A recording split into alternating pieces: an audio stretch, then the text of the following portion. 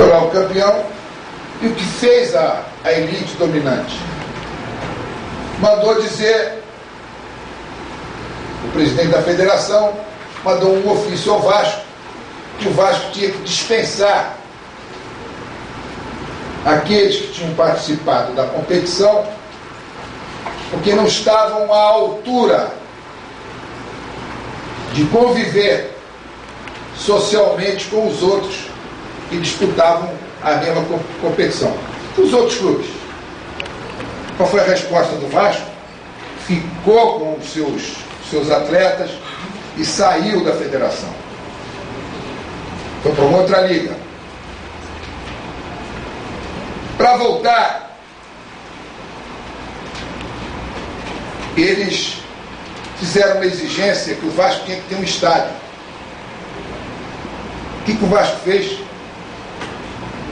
Sem nenhuma ajuda governamental, sem nenhum mecenas, apenas com os anônimos vascaínos, que são a grande força do Vasco até hoje, construiu o maior estádio da América do Sul. Ele se contentou em fazer apenas um estádio. Construiu, em 1927, o maior estádio da América do Sul. E outros problemas o Vasco enfrentou, e outros problemas o Vasco teve que superar, e está aí até hoje, numa trajetória de sucesso com 109 anos de existência. Onde vem a semelhança do presidente com o presidente do Vasco e com o Habibs com o Vasco?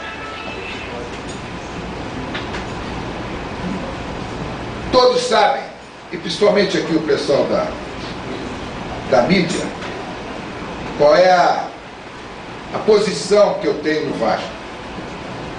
No Vasco,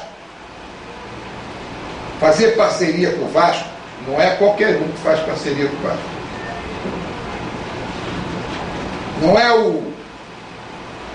Não é o lado financeiro que é o principal numa parceria com o Vasco.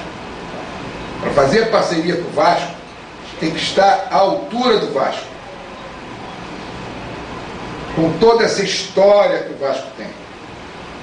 E o Vasco, comentavam muito que o Vasco não fazia parcerias, apesar de diversas propostas que eu tive, mas não fazia porque entendia, não é que o Vasco não tenha sido procurado por empresas que não estivessem à altura do Vasco, mas algumas estavam à altura do Vasco e não davam ao Vasco aquilo que nós entendíamos que o Vasco queria em troca. Muito mais do que o lado financeiro, era a efetiva proposta de parceria que se faz com uma instituição como o Vasco. Nós não pensamos em simplesmente fazer uma parceria e vamos receber tanto, isso é que é o mais importante. Não. É o que resulta dessa parceria. É o que nós damos aos nossos associados, é o que nós damos aos nossos torcedores, e é o que pensa aquele que faz parceria conosco, se tem um pensamento igual ao nosso, que basicamente é de prestar um serviço à nossa coletividade vascaína. E uma série de fatores que foram levando. Isso é uma conversa que não aconteceu assim de repente. Tinha sido uma conversa já longa, discutida em cima disso, mas que eu posso dizer para vocês que eu resolvi em 5 minutos. Depois que eu me inteirei de todas as coisas, da minha parte eu resolvi em 5 minutos. E depois tenho certeza que da parte aqui do Alberto também acho que foi resolvido em menos tempo ainda. Foi algo que fruto efetivamente do conhecimento do que é uma instituição e do que é a outra, e do que se entendia fazer. O que pesou nisso tudo? A história do Habib's é uma história, no meu modo de ver, que se assemelha a vencer os obstáculos, como aconteceu com o Vasco. Começou lá, quem é que aí vem a semelhança do nosso Alberto aqui com o presidente do Vasco e com o Vasco, e a semelhança do Habib's com o Vasco. Primeiro, ele é filho de um dono de padaria, igual a mim.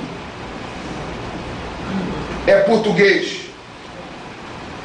filho de português. Tem todas as nossas origens, a origem do Vasco.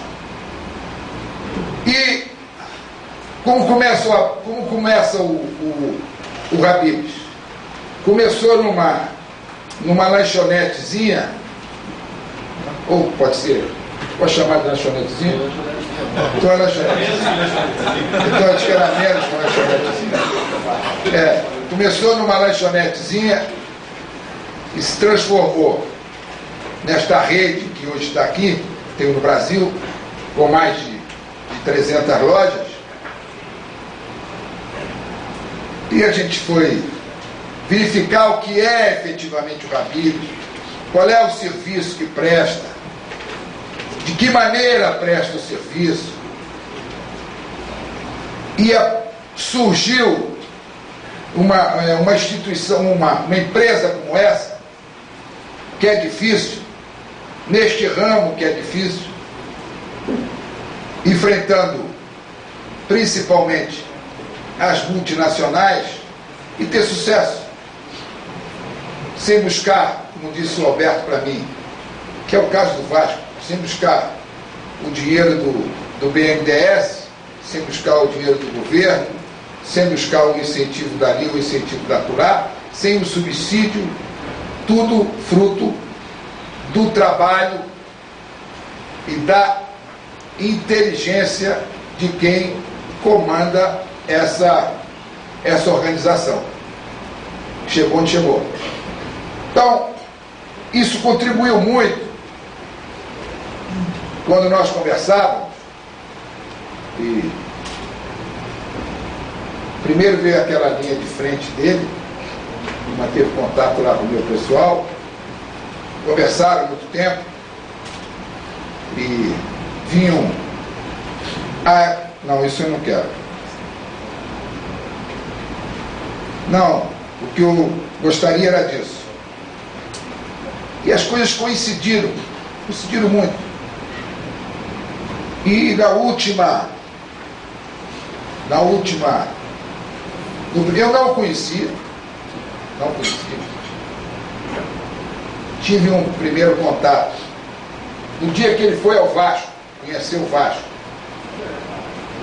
que foi a coisa que eu gostei muito.